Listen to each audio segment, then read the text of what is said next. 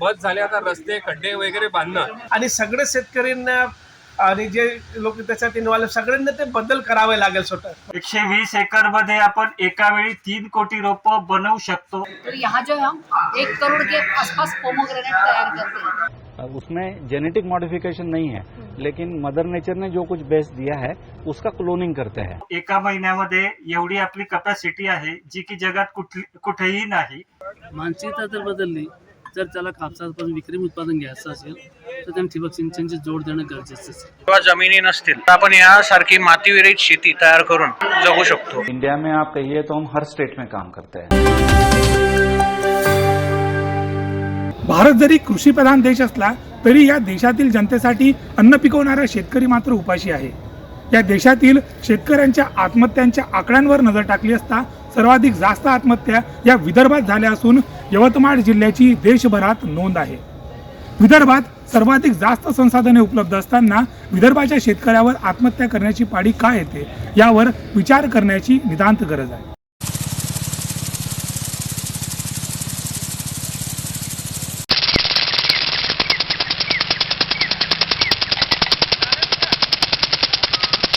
शेतीच्या दृष्टीने साधारणतः कोरडवाहू जमीन असणाऱ्यांना पाणी कमी उत्पादन कमी असा गोड गैरसमज आहे। मात्र या संदर्भात कमी पाण्यातही शेतकऱ्याला मिळू शकते अधिक उत्पादन। हे महत्त्वाचं तंत्र जैन इरिगेशनचे सहव्यवस्थापकीय संचालक अजित जैन यांनी सांगितलं। कधिकारी ओसाड माळरान असलेल्या जैन हिल्सच्या 2000 एकर परिसरात पूर्णतः ठिबक सिंचनावर विश्वास ठेवला गेला।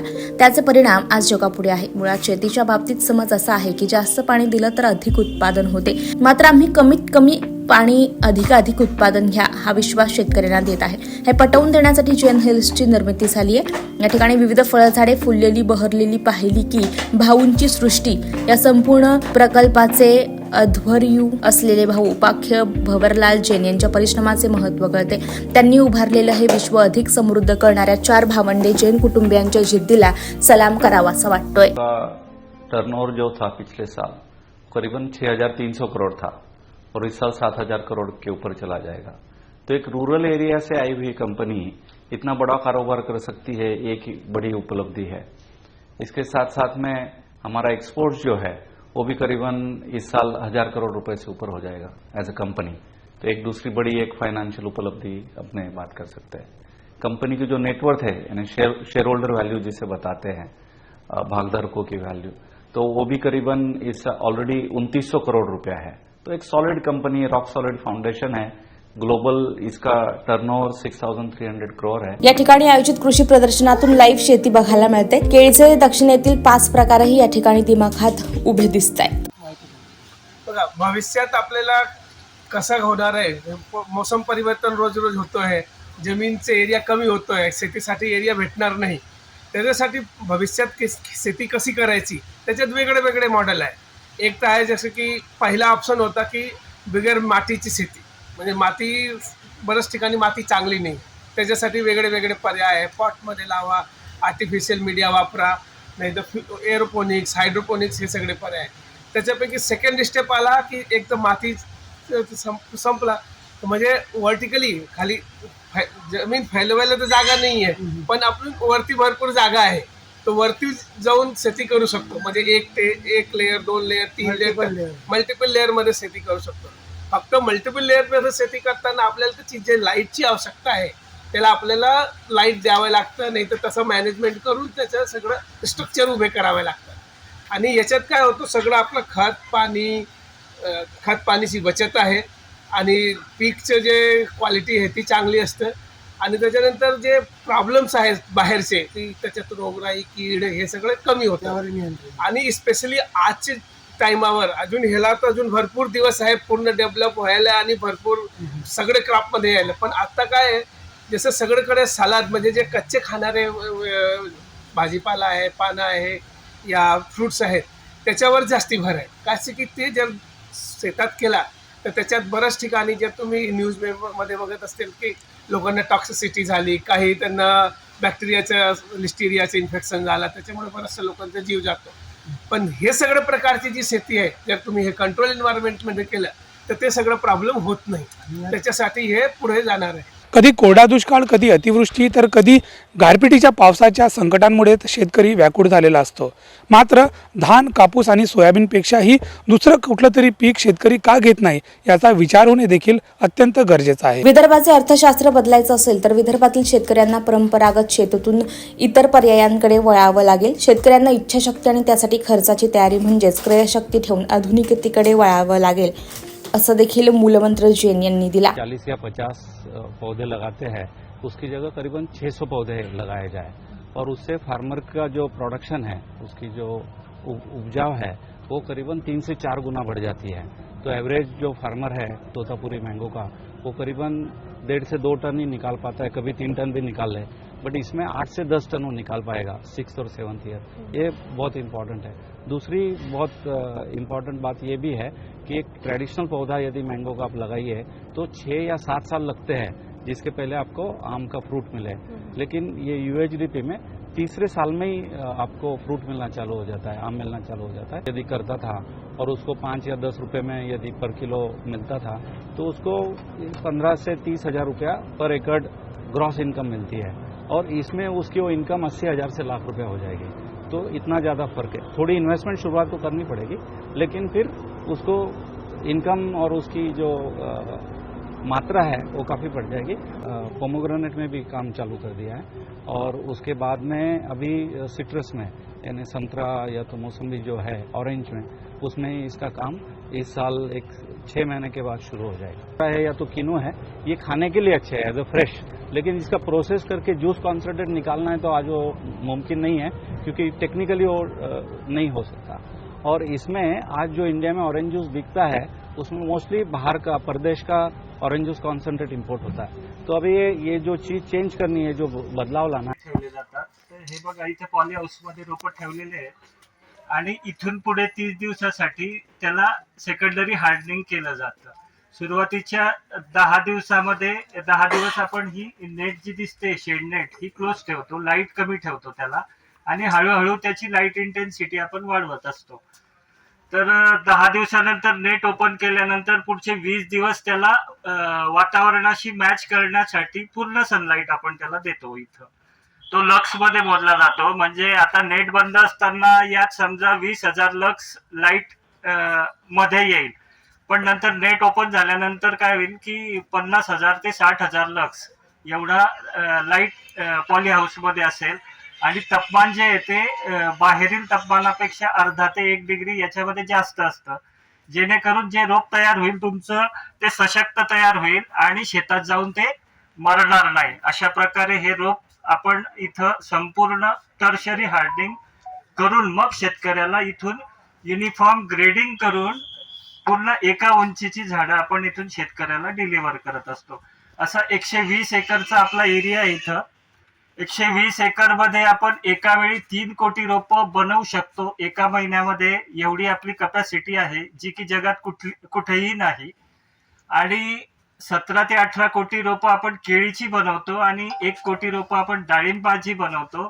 त्यानंतर 2 वर्षापूर्वी आम्ही बटाट्याचं टिश्यू कल्चरचं सीड प्रोडक्शन सुरू केलं आणि जवळपास 30 एकर मध्ये आता बटाट्याचं सीड प्रोडक्शन आपण करतोय आणि ते सक्सेसफुली आपण शेतकऱ्यांना त्याचं बियाणं उपलब्ध करून देतोय. जवळपास 18 ते 20 जाती आपण बनवतोय आणि त्या शेतकऱ्यांना देतोय. तर उत्तर भारत, पंजाब, वरचा गुजरात जो आहे तो, आपल्या इथं मराठवाडा, पश्चिम महाराष्ट्र इथं ते सीड आपण देत असतो. तर अशा प्रकारे ही जगातली सगळ्यात मोठी प्लांट फॅक्टरी आहे. इथं अनेक टिश्यू कल्चरची रोपं आहे, जे की केळी आहे, डाळिंब आहे, स्ट्रॉबेरी आहे, कॉफी आहे, आलं आहे, हळद आहे. त्यानंतर ब्लॅक पेपर, ते पण बघितलं तुम्ही तिथं. ब्लॅक पेपर म्हणजे काळी मिरी. आणि अजून मसाल्याचे इतर पिकं आम्ही वाढवतोय. नवीन नवीन संशोधन आपलं चालू आहे. तर अशा प्रकारे इथं काम होतं आपलं. पोमोग्रेनेट का टिश्यू कल्चर करते हैं. तो टिश्यू कल्चर टेक्निक में उसका एक सिंगल टिश्यू लिया जाता है. उस टिश्यू को हम लैब में मल्टीप्लाई करते हैं. मल्टीप्लिकेशन होने के बाद उसका एक लास्ट स्टेज रहता है इलोंगेशन स्टेज, जिस स्टेज में उसका रूट डेवलपमेंट होना शुरू हो जाता है। फिर वो प्लांट एक्लिमेटाइजेशन के लिए, प्राइमरी हार्डनिंग के लिए ग्रीन हाउस में भेजी जाती है। तो यहाँ ग्रीन हाउस में प्लांट्स रिसीव करने के बाद उसको हम वॉश कर लेते हैं। वॉश करके हर प्लांट को सेपरेट किया जाता है। After separation plant transfer in soilless media mixture of sphagnum moss and perlite. उसके ट्रांसफ़र करने के बाद उस प्लांट को हम हाई ह्यूमिडिटी चैम्बर में रखे जाते हैं, जिसे माइक्रोक्लाइमेटिक कंडीशन कहा जाता है। उस चैम्बर में उसको जो है 90% तक ह्यूमिडिटी और टेम्परेचर 27+-2 दिया जाता है। तो इस दौरान उस प्लांट का जो है रूट डेवलपमेंट शुरू हो जाते हैं। आफ्टर दैट वो हम टनल निकाल लेते हैं। टनल निकालने के बाद उसको नेचुरल लाइट में से 50% लाइट दिया जाता है। उस स्टेज में प्लांट इस तरह से तैयार होना शुरू हो जाता है। अभी ये जो पौधा है देखिए 1 महीना टनल में से निकालने के बाद 1 महीने का ये पौधा है, ये अभी तैयार हो गया, सेकेंडरी हार्डनिंग देने के लिए तैयार हो गया। तो यहाँ जो हम 1 करोड़ के आसपास पोमोग्रेनेट तैयार करते हैं। यहाँ पे 1 महीना और शेड हाउस में जाके 2 महीने, ऐसे 3 महीने का पौधा हम फार्मर्स को देते हैं। विदर्भात सरासरी 10 ते 15 हजार रुपये एकरी, अमरावतीला 30,000 पुढे, खानदेशात 60 ते 70 हजार, पश्चिम महाराष्ट्रात 1 लाख तर कोकणाकडे जाताना 1.5 ते 2 लाख रुपये प्रति एकरी उत्पादन असे हे सूत्र आहे। हे शेतीचे अर्थशास्त्र बदलण्यासाठी विदर्भातही एकरी 1 लाखावर उत्पन्न कसे मिळू शकेल या दृष्टीने विचार होणं महत्त्वाचं आहे। महाराष्ट्र एकच असला तरी विविध प्रांतातील शेतीचं हे वास्तव समजून घेणं गरजेचं आहे। पत्रकारांचा दौरा जो आहे तो विदर्भातून आज इथे जळगावला झालेला आहे। आता आपण इथे ह्या जैन इरिगेशनचे जे संस्थापक आहेत ज्यांनी याची निर्मिती केलेली होती त्या समाधीस्थळावर आलेले आहोत, म्हणजे भवरलाल जैन यांच्या समाधीस्थळावर आलेले आहोत। काय याचं पावित्र्य आहे आणि कशा प्रकारे ही निर्मिती झाली आपण जाणून घेऊया।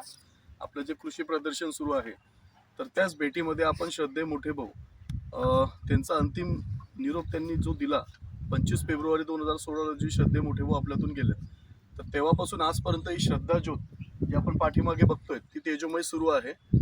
तर अजून एक पवित्रता अशी आहे जागेचं की येणाऱ्या भावी पिढीला श्रद्धे मोठे भाऊ एक मार्गदर्शक ठरतील, म्हणून आपण या जागेचा वापर एका संग्रहालयासाठी करणार आहोत, जेणेकरून त्या संग्रहालयाच्या माध्यमातून भाऊंचे विचार, आठवणी जे की येणाऱ्या भावी पिढीला ते मार्गदर्शक ठरेल, त्यासाठी या जागेचा वापर होणार आहे। तर सर्व शेतकरी बांधव या ठिकाणी व्हिजिट करतायत, चांगलं वाटतंय।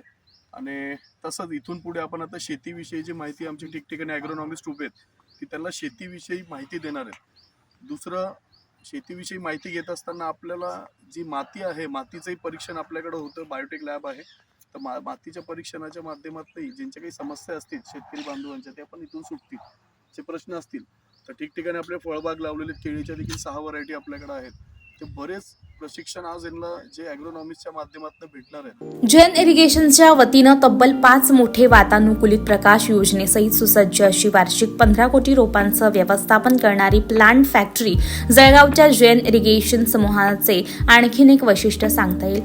थेट सूर्यप्रकाशात ही पिके टिकू शकत नाही, जगू शकत नाही, यासाठी मल्टिप्लिकेशन ते लॉंगरेशन असा 9 महिने कालावधीचा उपक्रम आहे।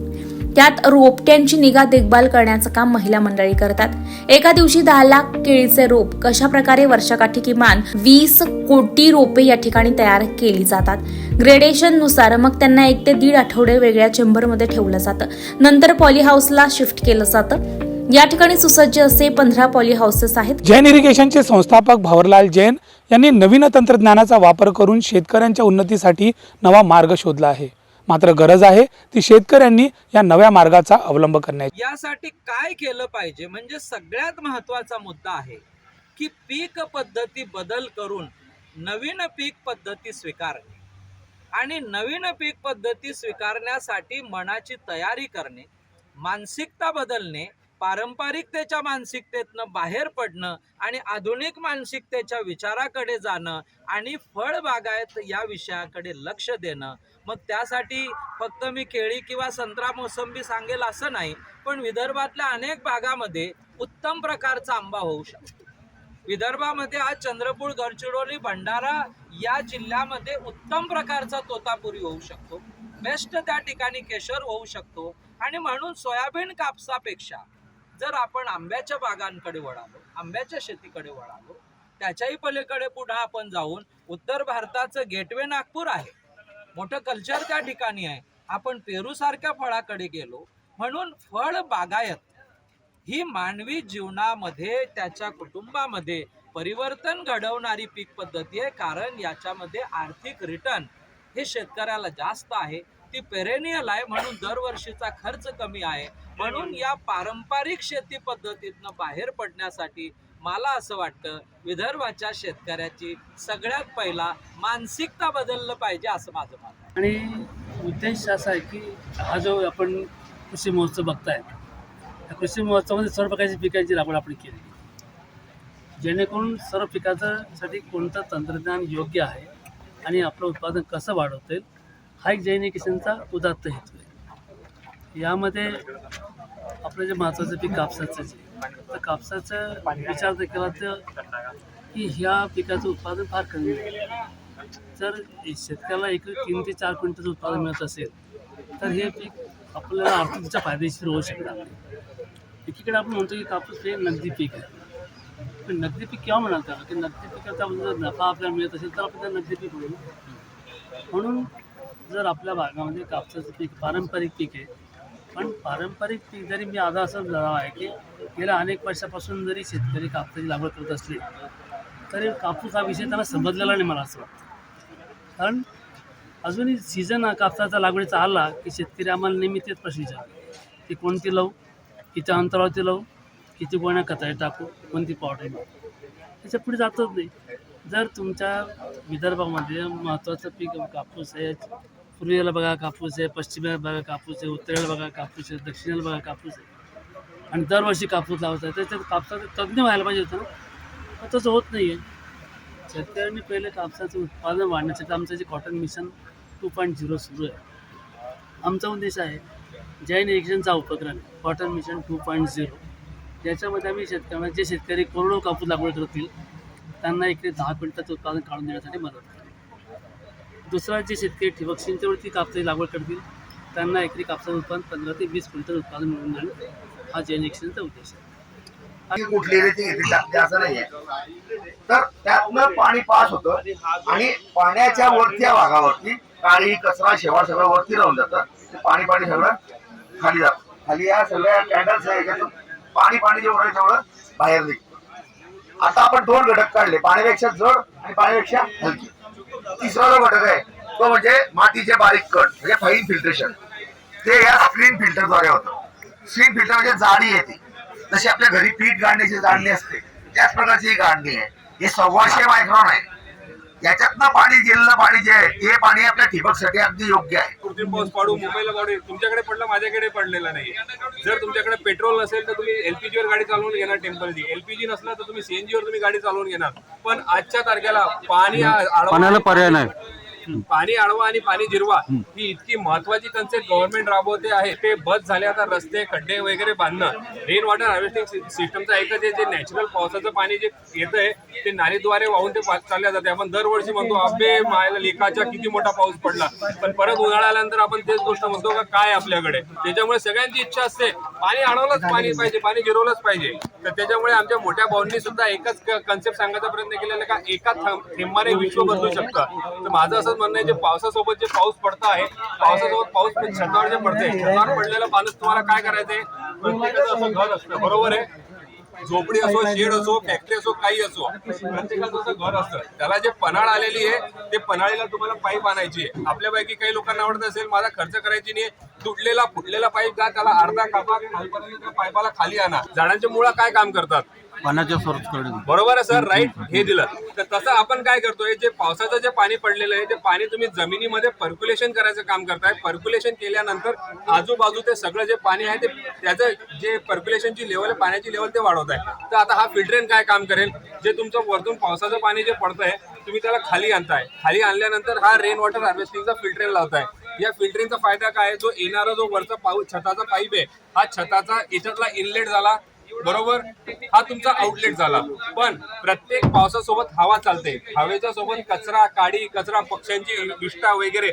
एका तासानंतर जरी पाऊस पडला तर हवा चालते, त्याच्यासोबत घाण वाहून येते. मग त्याच्यासाठी आपण ऑटो ड्रेन वॉल फिल्टरेन काढलेला आहे. हा ऑटो ड्रेन वॉल फिल्टरेन काय करेल, त्याला खाली लावल्यानंतर त्याच्यापर्यंत 0.15 म्हणजे 1 छडीपर्यंत जर पाणी जमलं चोकअप झाल्यावर तर तो ड्रेन वॉल ऑटोमॅटिक खाली ओपन होईल आणि त्याच्यातला कचरा बाहेर निघेल. आणि जिथे तुम्ही त्याचा आउटसोर्स काढलेलं आहे विहिरीचं बोरचं, तिथे फक्त तुम्हाला त्याचं इनलेट त्याच्याशी कनेक्ट करायचं आहे. इनलेट केल्यानंतर ते पाणी जमिनीत डीप होईल. जमिनीत डीप झाल्यानंतर त्या वॉटर लेवल तुमची वाढेल. विदर्भातील पत्रकारांची समूह नागपूरहून विदर्भावरून जे आहेत ते जळगावच्या जैन इरिगेशनमध्ये आलेली आहेत आणि आता आपण बघू शकतो की संपूर्ण हा कृषी अभ्यासक्रमाचा पाठ्यक्रम जो आहे तो पत्रकारांसाठी तयार करण्यात आलेला आहे आणि आम्ही इथे फिरत आहोत. आता पण इथे केळांची बाग बघू शकतो. मोठ्या प्रमाणात इथे प्रचंड प्रमाणात केळाची बाग लागलेली आहे. कशा प्रकारे हा संपूर्ण उपक्रम राबवला जातो? सध्या आपण नेट हाऊस केळीमध्ये उभे आहोत. हा जो एक नेट हाऊस केळीचा डेमो जो आपण शेतकऱ्यांसाठी उभा केलेला आहे, याचा मेन उद्देश जो आहे की दिवसेंदिवस वातावरणामध्ये बदल होत चालले. क्लायमेट चेंजमुळे अवकाळी पाऊस, गारपीट, वादळ यामुळे आपल्या पिकांचं खूप नुकसान होत आहे. त्यासाठी एक शाश्वत शेती किंवा एक प्रोटेक्टेड कल्टिवेशन काय असतं त्याचा हा डेमो आपण शेतकऱ्यांसाठी उभा केलेला आहे. आता इथे आपण बघू शकता ही आपण ग्रँड 9 जातीची व्हरायटी लावलेली आहे, जी जात भारतात सर्वात जास्त लागवड होते आणि एक्सपोर्ट क्वालिटी जिचा माल बनतो, जी सर्वात जास्त एक्सपोर्ट होते ती व्हरायटी आपण लावलेली आहे ग्रँड 9. तर ही लागवड आहे 14 एप्रिल 2023 केली लागवड झाली याची. आता 8.5 महिन्याचा हा प्लॉट झालेला आहे. लागवड अंतर आहे 6 बाय 5 फूट, एकरी 1400 फळं बसतात. आता नेट हाऊसमध्ये लागवड करण्याचे मेन फायदे जे आहेत, एक तर वादळापासून आपल्या बागेत संरक्षण, इथे रोगराई कीटकाचा अटॅक होत नाही. तिसरं आहे इथे डायरेक्ट सनलाईट कमी आल्यामुळे इथे आपलं पाणी कमी लागतं, पाण्याची वाफ होत नाही. अजून जेव्हा टेम्परेचर आपलं 45-46 डिग्री सेल्सिअस जातं बाहेरचं वातावरण, तेव्हा आपण इथे फॉगर्स आणि स्प्रिंकलर सिस्टम लावून इथे आपण आपलं टेम्परेचर कमी करू शकतो. आपलं पिकाला जेवढं टेम्परेचर पाहिजे तेवढं आपण इथे मेंटेन करू शकतो. हे याचे मेन फायदे आहेत. नागपूर एलिव्हेटेड फार्मिंग हा अफलातून प्रयोग या ठिकाणी जैन इरिगेशनने शेतकऱ्यांपर्यंत प्रथमच पोहोचवला आहे. कसा आहे हा प्रयोग? आज गावात शेती विकली जात असल्याने भविष्यात शेतजमिनी राहणार नाही. किमान जमीन आणि किमान पाण्यामध्ये शेती कशी करावी यासंबंधीचे एलिव्हेटेड फार्मिंगचे उत्तम प्रात्यक्षिक जैन इरिगेशनच्या या प्रकल्पाच्या ठिकाणी पाहायला मिळते. एकावर एक मजले चढवावेत अशा पद्धतीने परंपरागत पिके, फलोत्पादन, फुलझाडे अशी सर्वच प्रजातींची वाढ सुरक्षित वातावरणात केली जाते आणि विशेष म्हणजे हे सर्व प्रकल्प स्वयंचलित पद्धतीने चालतात. खते, पाणी सर्व याच पद्धतीने झाडांपर्यंत पोहोचतात. भविष्यातील हवामान बदल आणि शेतजमिनी कमी होत असताना या प्रकारची अत्याधुनिक शेती हाच उत्तम पर्याय राहणार असल्याचं वरिष्ठ उपाध्यक्ष आणि ज्येष्ठ संशोधक डॉक्टर बाळकृष्ण यांनी माध्यमांशी बोलताना स्पष्ट केलं. विदर्भाचा शेतकरी परंपरागत पद्धतीची शेती करण्याची कास सोडायला तयार नाही. मात्र त्यांनी ही परंपरागत पद्धतीची शेती फक्त उदरनिर्वाहासाठी न करता ती व्यावसायिक स्वरूपात करावी यासाठी जैन इरिगेशनने आपला हात पुढे केला आहे. मात्र गरज आहे ती शेतकऱ्यांनी देखील पुढाकार घेण्याची.